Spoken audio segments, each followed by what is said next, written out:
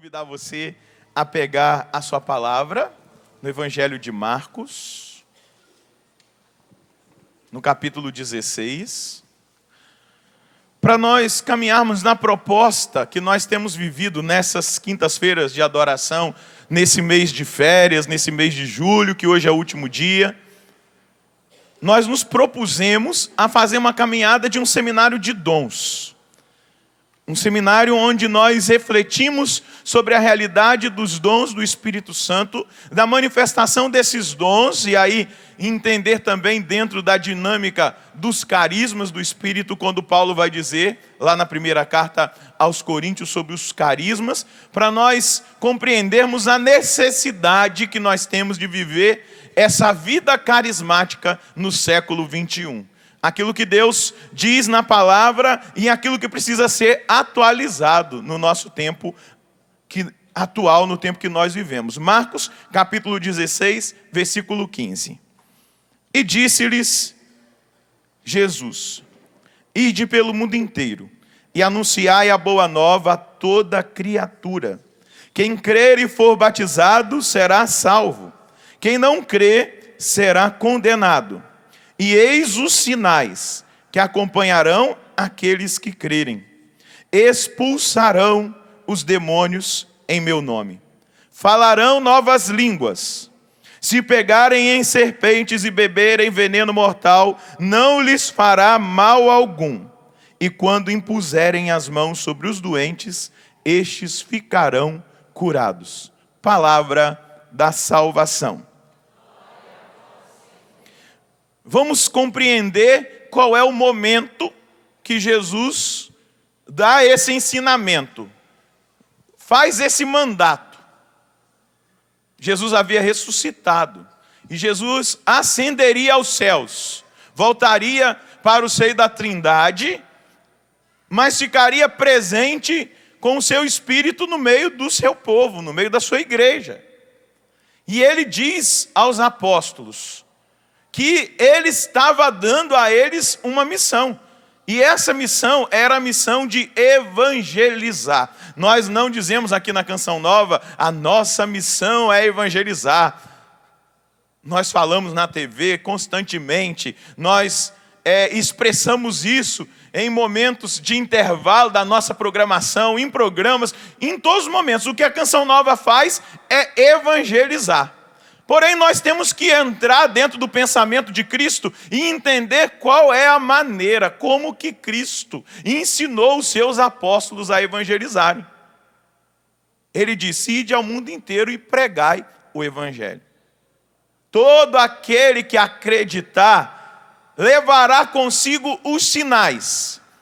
E aqui ele já está dando aquilo que ele deseja que seja a evangelização da sua igreja, o caminho da sua igreja. Quais são os sinais que acompanhariam, segundo Jesus, aqueles que acreditassem? Primeira coisa, expulsariam os demônios em seu nome. Aquele que acredita, diz o Senhor no Evangelho. Você acredita no Evangelho? Sim ou não? Sim. O Senhor diz no Evangelho que aquele que crê, sobre ele existe um poder para expulsar os demônios. Existe uma autoridade. Existe uma autoridade na nossa atitude de crer, na nossa atitude de fé, de expulsar o demônio da nossa vida, da nossa casa, daquilo que nós temos, daquilo que nós fazemos. Existe uma autoridade espiritual conferida a nós pelo Cristo. Depois ele vai dizer de outros sinais. Falarão novas línguas. O dom das línguas que já foi anunciado aqui, numa das pregações do nosso seminário de dons, e nós oramos em línguas. Se pegarem em serpente, beberem veneno mortal, não lhes fará mal algum, ou seja, a minha proteção estará sobre aqueles que acreditarem. E quando impuserem as mãos sobre os demônios, ou melhor, sobre os doentes, estes ficarão curados. Sinais. Essa é a maneira de evangelizar de Jesus. Esse foi o ensinamento que Jesus deu para os seus apóstolos. E isso passa de geração para geração. Porque hoje nós não dizemos, na nossa profissão de fé, nós somos a igreja una, santa, católica e apostólica. Se nós somos a igreja apostólica, se a nossa igreja é a igreja que veio dos apóstolos, na nossa igreja, na nossa evangelização, precisa acontecer aquilo que Jesus ensinou. Ah, mas isso não é coisa dos carismáticos? Não, isso é coisa de Jesus. Isso não é coisa da renovação carismática católica. Isso não é doutrina da renovação carismática católica. Isso é doutrina de nosso Senhor Jesus Cristo. Jesus Cristo, o Salvador. Milagres, sinais e prodígios acompanhariam aqueles que acreditassem. Formação é importante? Demais. Doutrina é importante? Demais. Demais. Aulas sobre a nossa caminhada de fé é importante? Muito. Porém, também é tão importante quanto a doutrina, é tão importante quanto os cursos que nós damos, essa caminhada de entendimento de que Deus quer uma igreja que experimente exatamente aquilo que Ele indicou para os seus apóstolos, que viva nos milagres, sinais e prodígios que Ele opera. Jesus ensinou isso para os seus apóstolos. Agora, meu irmão, se nós não queremos nos comprometer, a consciência é de cada um. A consciência é de cada uma.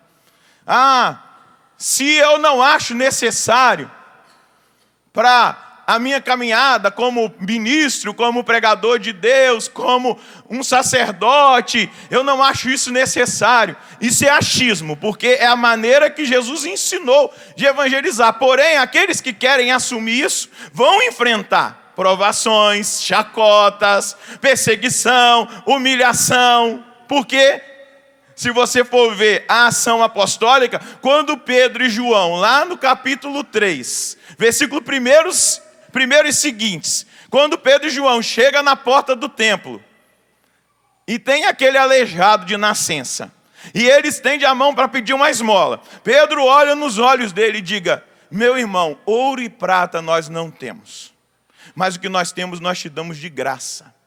Levanta-te e anda em nome de Jesus. Na mesma hora, aquele enfermo, aquele doente de nascença, nunca tinha andado, vivia na esmola, era um irmão que pedia esmola na porta formosa do templo, em Jerusalém. Na mesma hora, aquele coxo salta sobre os seus pés e entra correndo e gritando e louvando a Deus no templo. Mas qual foi a consequência do milagre? Pedro e João foram levados até o Sinédrio. Lá no Sinédrio eles foram exortados a não falar o nome do Senhor, até que eles experimentaram algo, chegaram a ser presos por causa daquele milagre. Então muita gente tem medo de assumir os carismas, muita gente tem medo de assumir os dons do Espírito, muita gente tem medo de ousar no Espírito, de pedir que o milagre aconteça, de pedir que as graças se manifestem, com medo de se comprometerem, com medo da perseguição, do sofrimento, com medo daquilo que pode acontecer, de chacota, vou usar uma palavra moderna para chacota, de bullying religioso, das zombarias que vem, fica com medo e não experimenta a graça de Deus. Diga para o Senhor agora: Senhor, eu quero experimentar os seus milagres, os seus sinais. Eu quero viver sob a ação sobrenatural do seu Espírito. Pessoas podem não querer, mas elas não têm direito de negar. Quantos vêm com um discursinho superficial? Tudo bem, querem até dar um sentido bonito, mas vão dizer: Jesus não multiplicou o pão, Jesus ensinou ali a partilhar. Jesus multiplicou, sim, ensinou o pão. Ele fez um milagre, sim. Quem disse que não? Está lá na palavra. Jesus fez, sim, aquele milagre da multiplicação dos pães. Tudo bem, se ali nós podemos tirar um ensinamento de que é uma partilha, que nós devemos partilhar das coisas que nós temos e tal, como aquele menino deu lá os 5 pães, os 2 peixinhos que ele tinha, e a partir daquilo que aquele menino deu, Jesus fez todo mundo se alimentar, ótimo, mas que Jesus fez o milagre, fez. João capítulo 2, qual foi o primeiro milagre que Jesus fez? Não escutei. Bodas de Caná. Até o menino está falando aqui, olha que belezinha. Bodas de Caná, João capítulo 2. O que Jesus fez? Transformou. Qual é a fórmula da água? H. Quem estudou aí? Química. H2O. E o que se transformou? Vinho. É a mesma fórmula? Não. Mudou a natureza. É um milagre. Jesus transformou a água em vinho. Aqueles serventes obedeceram a Nossa Senhora. Ela tinha pedido para ele fazer alguma coisa. E aí ele falou, olha, mãe ou mulher, não é minha hora ainda não. Pera lá. E Jesus ficou ali observando e tal, vendo aquela aflição que eles podiam estar vivendo. Daí a pouco, Nossa Senhora, na ousadia da fé, foi lá e disse para o servente, fazei tudo o que ele vos disser. E ele disse, vai lá e enche as talhas de água. Essas talhas eram usadas para, quando a pessoa chegasse na festa, lavasse os pés, que eles caminhavam na poeira, não era tudo asfaltado igual nós temos hoje.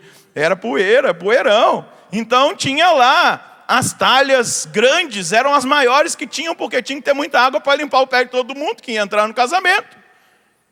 E eles foram e encheram, diz a palavra, até a boca, aquelas grandes talhas. E Jesus transformou a água em vinho. Milagre. Milagres que Jesus realizou, milagres que aconteceram na época de Jesus e milagres que acontecem hoje. Eu estou citando a palavra, João 2 é o milagre das bodas de Caná, capítulo 1 ou 2, versículo de 1 a 12. João 11, de 1 a 44. O que está escrito lá? Jesus tinha 3 amigos. Sabe quem são os amigos de Jesus? Marta, Maria e Lázaro. Marta e Maria mandaram um recado para Jesus. Olha, Jesus, aquele que tu amas está doente. Está para morrer. Está muito mal. E Jesus disse para os discípulos, fiquem tranquilos. Essa doença não é para a morte, é para a glória do nome de Deus. Passou o tempo, ele chega em Betânia, Lázaro havia morrido. E Jesus, ali, naquele momento de emoção, vendo o sofrimento das irmãs, das amigas dele, de Marta, depois chega Maria, ele se comove, ele chora, e quando ele chega diante do túmulo, ele manda remover a pedra. E aí Marta, na sua humanidade, ela fala, mestre, mas já fazem 4 dias que ele está morto, ele já está fedendo. E ele olha para ela, versículo 40 do capítulo 11 de João, e diz para ela, Marta, eu não disse que se creres, verás a glória de Deus? E Jesus diz, Lázaro, vem para fora. O que aconteceu ali? O milagre da ressurreição. Lázaro estava morto há 4 dias. Lázaro não tinha acabado de morrer para alguém dizer, ele reanimou Lázaro. Não, ele já estava em estado de decomposição. Já tinha 4 dias. E a glória de Deus se manifestou. E Jesus disse, Lázaro, vem para fora. E o morto veio, vivo. não estava mais morto, trazia os sinais da morte, o corpo estava envolto naquele pano mortuário, e ele vai lá e manda tirar aquelas faixas de Lázaro, mas o milagre aconteceu, a graça de Deus se manifestou, Lázaro foi ressuscitado. Nós não podemos negar os milagres de Jesus na Bíblia, e nós temos que entender que os milagres de Jesus acontecem hoje também. Diga comigo, eu creio que os milagres de Jesus acontecem hoje, aqui, na Canção Nova, ou em qualquer lugar que eu estiver, e com fé, eu me colocar na presença do Senhor. Diga comigo, Senhor, nessa manhã de quinta-feira, eu me abro inteiramente à ação sobrenatural do Seu Espírito na minha vida. E quero, Senhor, experimentar os Seus milagres na minha vida. Pega aí Atos dos Apóstolos, capítulo 4, versículo 23. Lembra que eu disse que existem consequências, e por isso muitas pessoas têm medo de assumir o dom, o carisma, têm dificuldade de caminhar na ousadia do Espírito por causa do bullying religioso, das zombarias, das chacotas, das brincadeiras, do isolamento, da solidão que vem a partir de alguns ministérios que nós assumimos e exercemos na igreja. Pedro e João, Atos 3, eu citei aqui, de 1 a 10, eles curam aquele coxo. Eles são presos pelo sinédrio. Depois eles são soltos e eles se reúnem com a comunidade. E olha o que acontece. Versículo 23. A comunidade que tem consciência do chamado que Jesus fez, a comunidade que tem consciência de como Jesus quer que a evangelização aconteça, ela ora dessa maneira. Versículo 23 do capítulo 4. Logo que foram postos em liberdade, Pedro e João voltaram para junto dos irmãos e contaram tudo quanto os sumos sacerdotes e os anciãos haviam dito. Ao ouvirem o relato, todos juntos elevaram a voz a Deus e disseram: Senhor, Tu criastes o céu e a terra, o mar e tudo que neles existe. Por meio do Espírito Santo dissestes através do Teu servo Davi, nosso pai: por que se enfurecem as nações e os povos imaginam coisas vãs? Os reis da terra se apresentaram e os príncipes uniram-se contra o Senhor e contra o seu ungido. Foi o que aconteceu nessa cidade. Herodes e Pôncio Pilatos uniram-se contra as nações pagãs e a população de Israel, contra Jesus, teu santo servo, a quem ungiste, a fim de executarem tudo o que a tua mão e a tua vontade haviam predeterminado que sucedesse. Agora, Senhor, olha as ameaças que fazem e concede que os teus servos anunciem corajosamente a tua palavra. Estende a mão para que se realizem. Olha o que eles estão pedindo. Por que Pedro e João estavam presos? Porque eles haviam feito um milagre em nome de Jesus. E o que a comunidade que tem consciência da vontade de Deus pede? Fica quietinho, não se comprometam não. Não saiam pregando não, é muito arriscado. Não façam mais milagres não. Vocês acabaram de sair da cadeia. É um risco agir dessa maneira. Mas aqui estava em voga duas coisas: a obediência a Jesus ou o medo de assumir a vocação e o chamado. Eles fazem a opção de assumir aquilo que Jesus havia indicado. O que a comunidade pede?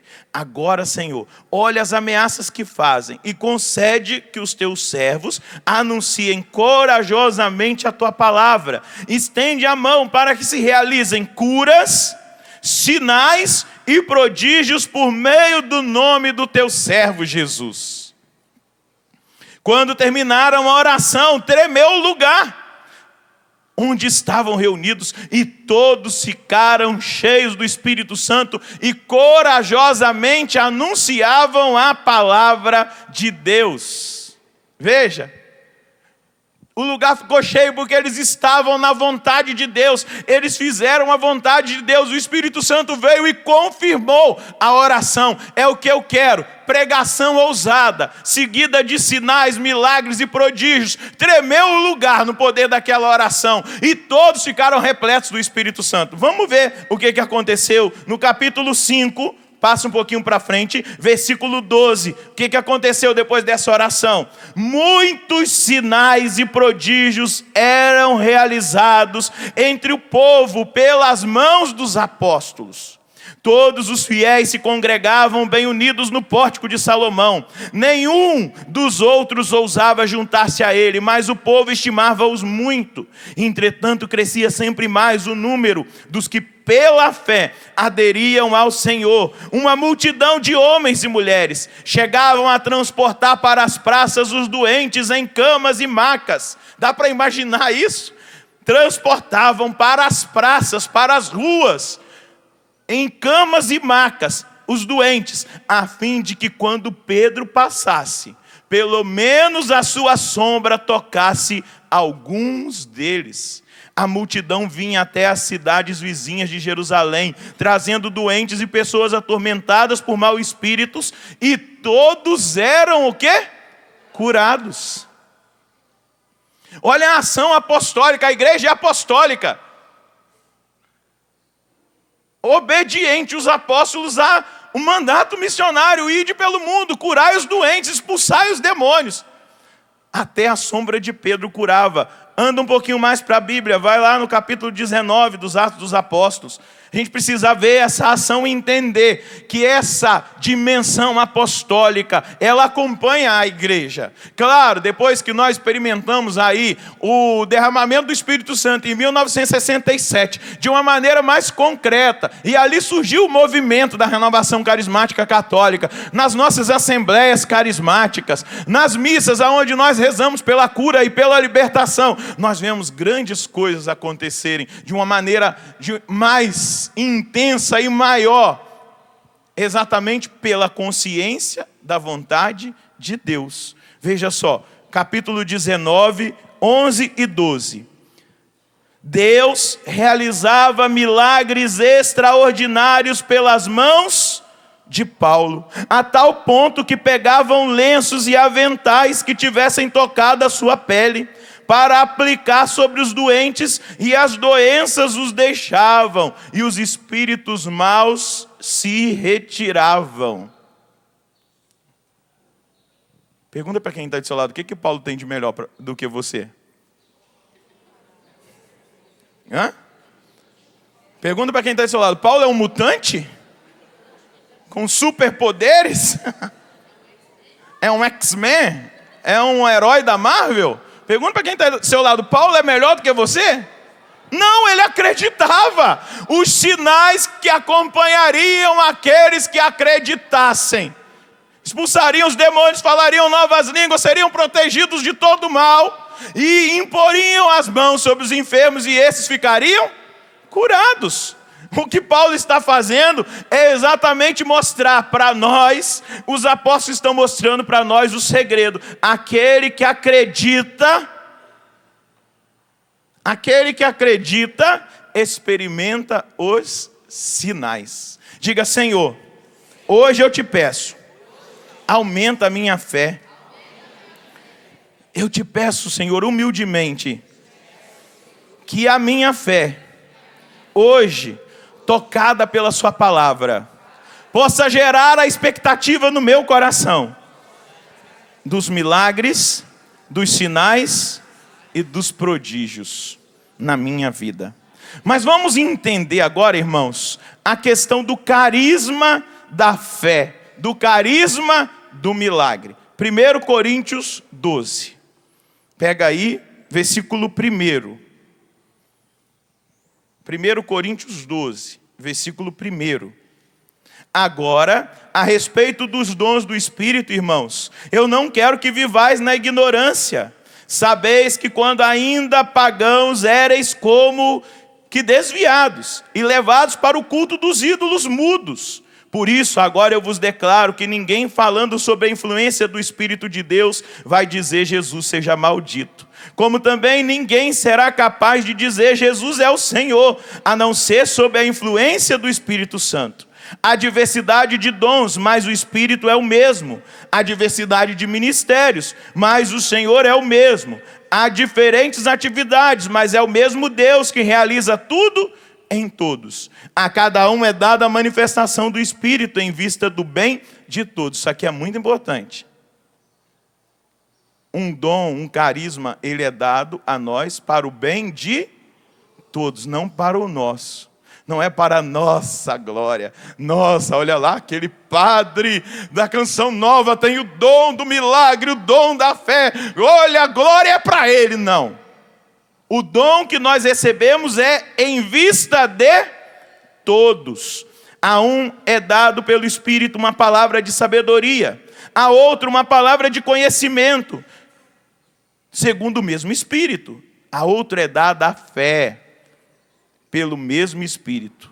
A outros são dados o dom de cura, pelo mesmo Espírito. A outro o poder de fazer milagres. A outra a profecia. A outro o discernimento dos Espíritos. A outra a diversidade de línguas. A outro o dom de as interpretar. Todas essas coisas as realiza um e o mesmo Espírito, que distribui a cada um conforme quer. No versículo 31, que encerra o capítulo 12, Paulo vai dizer: aspirai os dons mais elevados. Aqui eu entro especificamente no dom.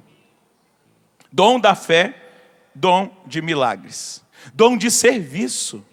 Dom que o Espírito Santo concedeu à igreja para que a igreja sirva aos fiéis. Como Paulo serviu aos fiéis com a pregação e com os milagres, como Pedro serviu aos fiéis com a pregação e com os milagres, como João serviu aos fiéis pela pregação e pelos milagres, como o diácono Filipe serviu aos fiéis com o poder da pregação da palavra e dos milagres. É um dom.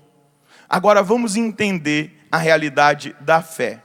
Veja só o que diz São Cirilo de Jerusalém sobre o dom da fé. A fé é uma só, mas ela se manifesta de uma forma dupla. Isso aqui é importante a gente entender. Existe uma fé que diz respeito aos dogmas. A fé que me faz acreditar na Imaculada Conceição de Maria, na Assunção de Maria, na Eucaristia. Uma fé racional, que nós recebemos no dia do nosso batismo. O dom da fé, da esperança e da caridade. Ela está em nós, ela não pode ser arrancada de nós. E São Cirilo de Jerusalém está dizendo: existe uma fé que diz respeito aos dogmas e ao conhecimento, e ao consentimento da inteligência às verdades reveladas. Esta fé é necessária para a salvação. Acreditar que Jesus Cristo é o Senhor. Acreditar que a palavra é palavra de Deus revela. É fé racional recebida. Eu estou usando esse termo para você entender. Daqui a pouco você vai entender porque eu estou usando essa fé racional que nós recebemos no dia do nosso batismo. Mas São Cirilo vai dizer: mas há outro tipo de fé, que é um dom de Cristo. Como está escrito: a um é concedida pelo Espírito a linguagem da sabedoria, a outro por meio do mesmo Espírito a linguagem da ciência, a um a fé por meio do mesmo Espírito, a outro o dom de fazer curas. Esta fé concedida pelo Espírito como um dom não se refere apenas aos dogmas, mas é também causa de prodígios. Eu vou chamar essa fé de fé sobrenatural, de fé carismática. É uma fé que nós pedimos para Deus. A outra, nós estamos dividindo a fé para entender. A fé racional nós recebemos no dia do nosso batismo, e ela nos capacita a crer, e ela é instrumento de salvação para a nossa vida, a crer na palavra, a crer na igreja, a crer nos artigos de fé do credo, do catecismo, a crer nos dogmas da igreja. Mas essa fé carismática que está aqui no capítulo 12 da carta aos Coríntios É uma fé que nos faz experimentar os prodígios, que superam todas as forças humanas. Quem tem esta fé poderá dizer ao monte: sai daqui para lá, e ele se deslocará. É uma fé carismática, é um carisma que nós precisamos pedir a Deus. Mas para que pedir a Deus? Pedir a Deus se você quer ser usado no carisma da fé para operar milagres em nome de Jesus. Mas também pedir essa fé quando nós estamos num ambiente de fé e queremos experimentar a graça. Mas, padre, não dizem por aí que toda missa é missa de cura? Por que só são curadas algumas pessoas naquelas missas específicas que se reza pela cura? Por quê? Quando nós vamos para a missa, nós não trazemos a nossa consciência que em nós, se você está enfermo, se você traz alguma doença, e você vai para uma missa, ali é a atualização do sacrifício de Jesus, da salvação. Mas se você vai lá para a missa, você fica lá, a missa não é um lugar mágico aonde você é colocado, vamos imaginar aí uma câmara, um quadrado, aonde você passa e ali tem uma ação espiritual. Vamos imaginar aí no pessoal New Age, que acredita em energia, em pirâmide. Aí você passa debaixo daquela pirâmide ali, pronto, resolveu o seu problema, você está curado. A missa não é isso, não é um poder mágico. Aonde, entrei na missa e pronto, saí liberto. Não, se eu não entro na missa com a consciência de que ali está o poder de Deus, Jesus se faz presente, Ele é o Salvador, e ali eu posso ser curado, e durante aquela missa eu peço: Jesus, não é uma missa de cura, vamos para uma missa de 30 minutos na sua paróquia, durante a semana, e você vai lá, com essa consciência: Jesus, Ele está aqui, Ele pode me curar, e eu peço: Senhor, me cura. Eu vou para a fila da comunhão: Senhor, eu estou com uma doença grave, incurável, e eu sei que o Senhor pode curar. Eu comungo e peço: Senhor, me cura. Eu sei que o Senhor pode, eu acredito no seu poder curador. Provavelmente eu vou sair dali curado. E muitos testemunhos nós recebemos de pessoas que foram curadas na missa. Mas por quê? Tem consciência de que a missa é um lugar aonde o poder de Deus se manifesta. Mas se eu entro na missa sem consciência, aí eu preciso de ir numa missa de cura, que vai demorar 2, 3 horas, que vai ter repouso no Espírito, glória a Deus por isso, mas que vai ter lá proclamação de cura, oração de cura, pronto. Ela já é específica. Por que acontece muito nessas missas? Porque todo mundo já vai para lá com a consciência, já vai em expectativa, já acredita que Deus pode. Já acredita que Deus pode. Mas, padre, por que algumas pessoas são curadas e outras não? Olha, quando eu morrer, a primeira coisa que eu vou perguntar para Jesus. Porque eu não sei. Eu não sei. Não sei. Porém, eu sei que quem não é curado não perde nada, né? Continua do mesmo jeito. Não ganha, mas não perde. Mas continua firme na fé. O que nós precisamos entender, a fé, ela está totalmente vinculada com o dom do milagre, o carisma do milagre. Ela está totalmente unida. É um carisma. E se você que está aqui, você que está em casa quer, pedir, mas pedir para saber que você vai servir. E outra coisa, para encerrar, eu recebi o carisma do milagre, por exemplo. E agora eu vou começar a atender as pessoas na minha casa sem falar com o padre. Ah, meu irmão, você vai arrumar problema para sua cabeça. A igreja é organizada. Vão falar que você é curandeiro, que você é pai de santo, que você é mãe de santa. Você vai, eu recebi o dom, eu vou partilhar com a comunidade, com aquele que é o meu superior. Eu quero colocar-me a serviço. Se o padre disser, pode atender algumas pessoas na sua casa, vai. Você quer trabalhar para Deus? Vai trabalhar na pastoral da saúde, visitar os hospitais. Foi a primeira pastoral que eu trabalhei na igreja. Visitava os doentes. Quantas bênçãos aconteceram? Como que eu vou descobrir se eu tenho o dom? Orando pelas pessoas. Vou lá, imponho as mãos perto. Nossa, eu melhorei. E você vai vendo a graça de Deus acontecer. O milagre se exerce. O milagre se experimenta no exercício da oração. Nossa, padre, depois que o senhor rezou por mim, nossa, melhorei. Estou curado. Mas eu já rezei para milhares de pessoas, inclusive o meu pai, que hoje deve estar lá do céu intercedendo para mim, deve não estar, não foi curado. Mas por quê? Quando eu chegar no céu eu vou falar para Jesus, mas por que uns eram curados e outros não? Beleza, o que ele respondeu eu estou satisfeito. Mas eu também sei que o sofrimento é uma participação no mistério da cruz. Ele não é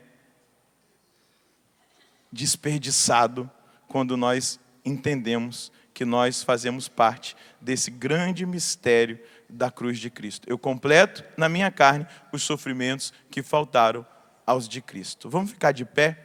Eu estive pregando nos Estados Unidos agora para você entender o dom do milagre. E uma senhora me procurou, senhora não, uma jovem, falou, padre, eu queria testemunhar um milagre que aconteceu através da missa do clube. Falei, o que aconteceu? Então, há 3 semanas atrás, nós estávamos orando com o Senhor na adoração ao Santíssimo na missa. E o nosso filho tem 5 anos. E ele não falava. Não falava. E nós estávamos ajoelhados na sala de casa, nos Estados Unidos, pelo computador. E naquela hora eu falei, Jesus, eu acredito que o Senhor pode. Realiza um milagre na vida do meu filho. Ele já tem 5 anos, ele não fala. Naquela hora, o Espírito Santo falou comigo aqui no Brasil. E eu disse, tem uma mãe que está pedindo pelo seu filho que não fala. Jesus manda te dizer, mãe, que ele está fazendo um milagre. Eu acho que o menino estava dormindo. Amanhã ele vai amanhecer falando. Ela tomou posse, começou a chorar e disse, é o meu filho. No outro dia, o menino amanheceu falando e fala pelas ventas. Fala tudo. Eu vi o milagre com os meus olhos. Ela falou, padre, outra coisa. Eu falei, muita bênção para uma só, né? Eu queria engravidar e não podia engravidar. Nesse mesmo dia, depois da cura do meu filho, o Senhor disse que uma pessoa que não conseguia engravidar estava recebendo o dom da maternidade. E eu estou grávida para a honra e glória do nome do Senhor. Deus faz quando nós acreditamos. Os milagres acontecem hoje. Diga para quem está do seu lado, os milagres acontecem hoje. Creia.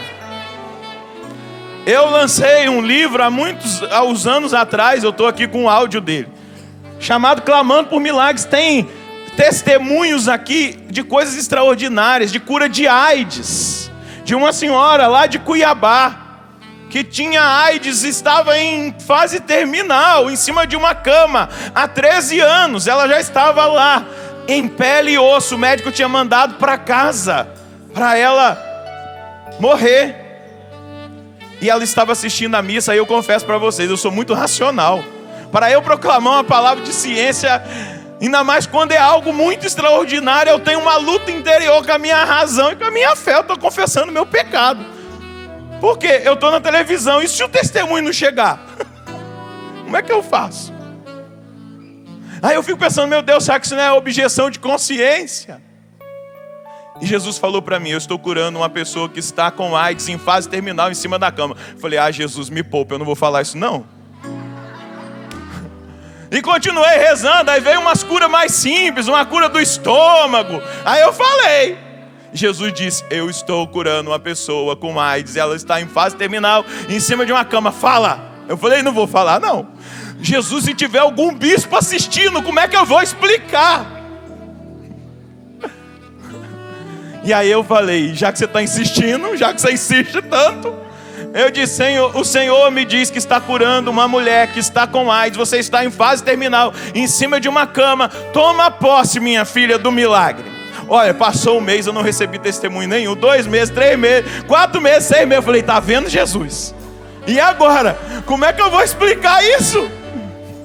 Aí fui pregar no outro ano em Cuiabá, no Mato Grosso, na nossa casa lá. Fiz a primeira pregação, muito quente, fui tomar uma água e refrescar um pouco. Quando eu vou para a próxima pregação, vem uma mulher gritando e ajoelha no meu pé. Eu fiquei apavorado, falei, levanta em nome de Jesus, porque a gente só se ajoelha diante de Jesus. E ela estava com um bolo de exames assim. Ela falou assim, chorando, aos prantos, padre, em tal dia o senhor estava na Canção Nova adorando a Jesus e Deus falou, eu estou curando uma mulher que está com AIDS em fase terminal em cima de uma cama, já tem 13 anos que foi detectado o vírus. E ela disse, essa mulher sou eu. E estão aqui todos os exames que comprovam a minha cura. Não existe mais o vírus do HIV no meu corpo e eu estou totalmente curada. No entanto que eu estou aqui para testemunhar, porque os milagres acontecem hoje. Tem um outro testemunho ali no livro. Eu tenho muitos, não que eu tenha carismas especiais, extraordinários, mas eu acredito. Se eu for rezar, eu acredito e rezo com muita fé. Aí o resto é com Deus. Se Ele quiser fazer, se a minha fé entra em acordo com a vontade de Deus. Porque às vezes, como que o milagre acontece? Pela fé de quem está orando, mas pela fé de quem está pedindo. Depende. Às vezes alguém ora sem fé, mas a pessoa que está recebendo a oração tem tanta fé que a graça de Deus vai acontecer. Ou a pessoa que está recebendo a oração não tem fé nenhuma, mas quem está orando com tanta fé que o carisma se manifesta. Um homem de São José do Rio Preto me procurou uma vez e ele estava com desidratação na coluna e ele tinha que fazer uma cirurgia para colocar os pinos, senão a coluna ia se desfazendo. E um dia, com muitas dores, ele não conseguia mais trabalhar. Assistindo a missa do clube, ele se colocou de joelhos diante do Santíssimo, até mesmo sem poder, com muita dor. E diz ele que olhava o altar e falava assim, é o tamanho de uma maca, eu vou ser operado, então já me coloco em cima dessa maca. E ele falou, Jesus, me cura, faz a cirurgia. Na hora que ele estava pedindo, o Espírito Santo falou comigo, tem um homem que está pedindo a Deus, e ele pediu um detalhe, que ficasse o sinal da cirurgia nas costas dele. E eu falei, tem um homem que está com um problema grave na coluna, que você ia passar por uma cirurgia, mas agora Jesus está operando você, e os médicos vão comprovar.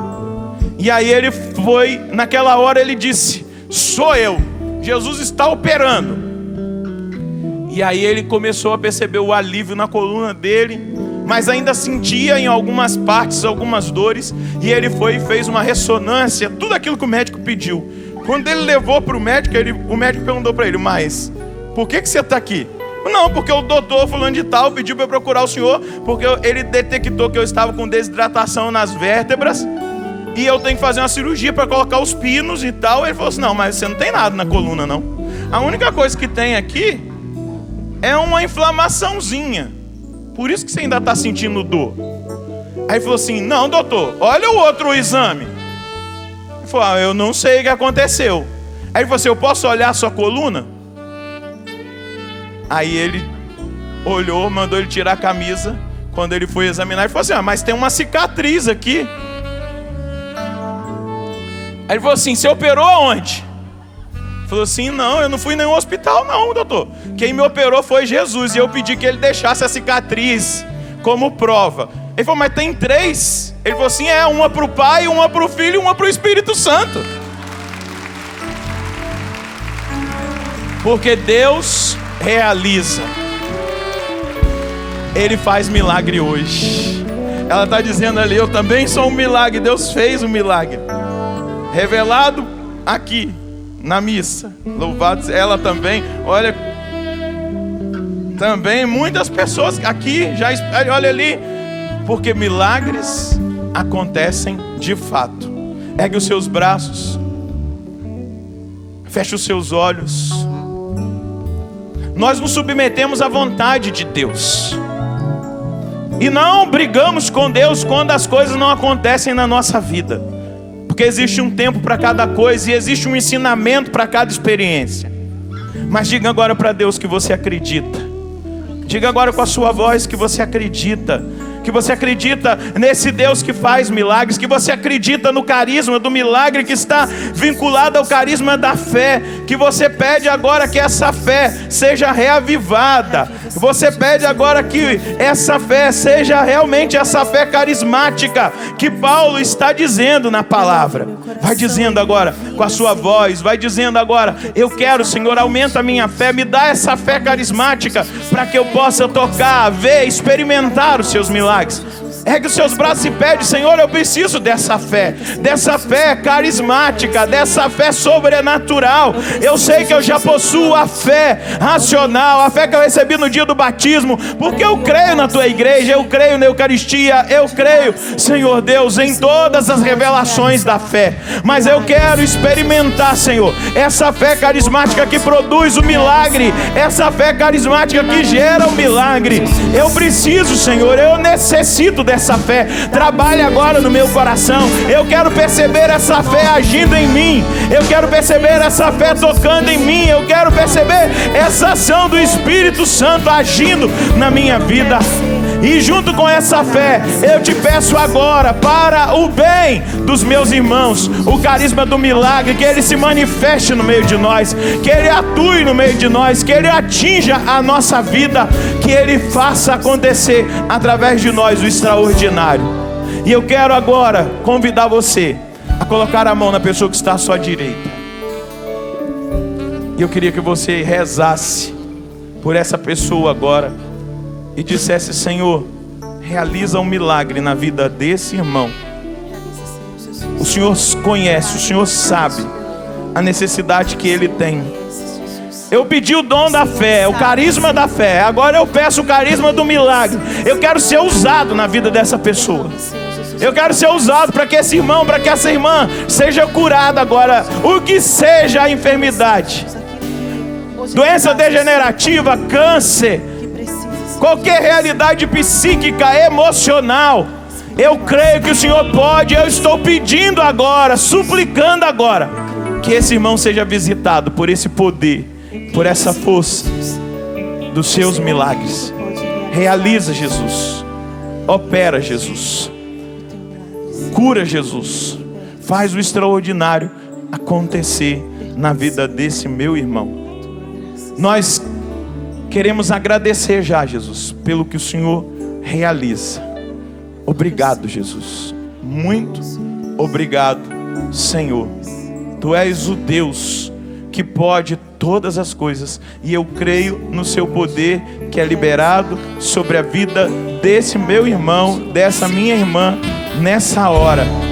Diga: em nome de Jesus, eu te abençoo, meu irmão. Eu te abençoo. Em nome de Jesus, Em nome de Jesus. que o milagre aconteça Que o milagre aconteça na sua vida.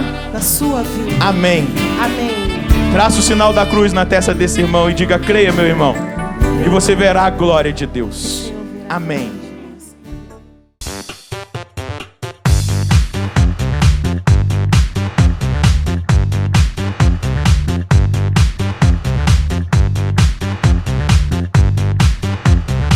CançãoNovaPlay.com. Assine já!